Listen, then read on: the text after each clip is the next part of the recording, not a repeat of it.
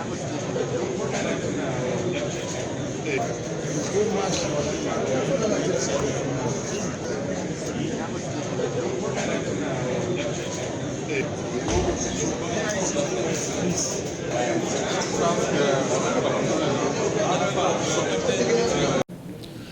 welcome you, our resident electoral commissioners, to this regular consultative meeting.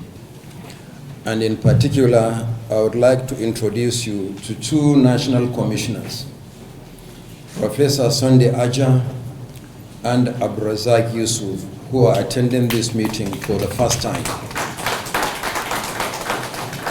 They assumed duty only a few months ago.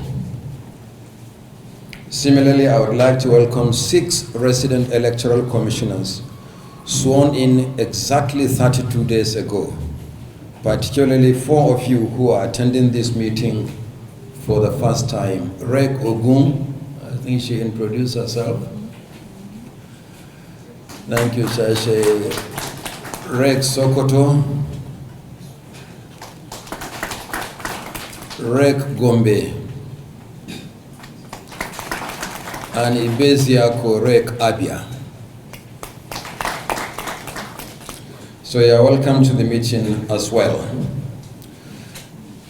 The meeting with the resident electoral commissioners usually comes at the end of our consultative meetings with stakeholders. Throughout last week, the commission met with leaders of political parties, civil society organizations, the media, and the Interagency Consultative Committee on Election Security. Matters arising from these engagements that require your attention will be discussed at this meeting. I am glad to note that we now have recs in all the states of the Federation and the Federal Capital Territory. I wish to remind you that your work does not begin as the general election approaches. You are full-time commissioners. There are policy and procedural issues already determined by the Commission, which you need to implement without prompting from the headquarters in Abuja. Some of you are already doing so, but you need to intensify your efforts.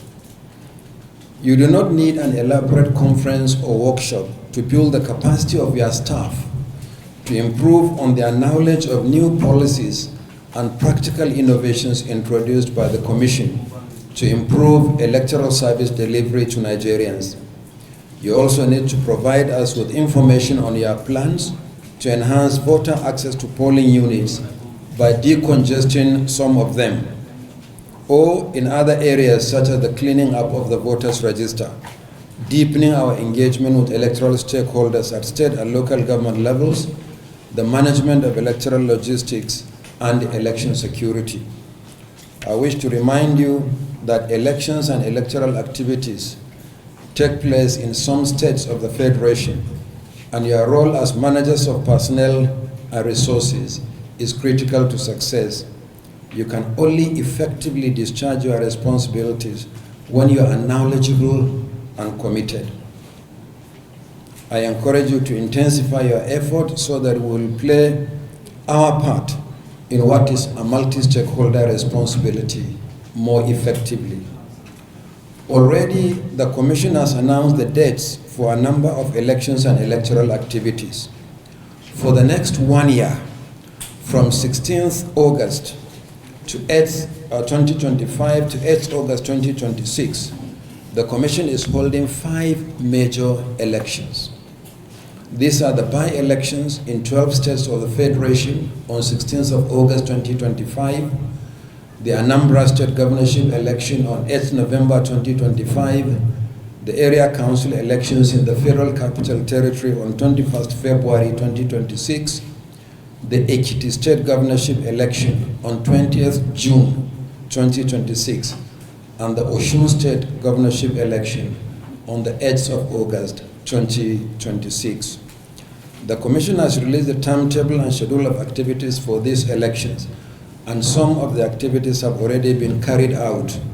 The latest being the commencement of campaign by political parties in Anambra State, the publication of notice for election in Ekiti State, and the conclusion of party primaries in the Federal Capital Territory.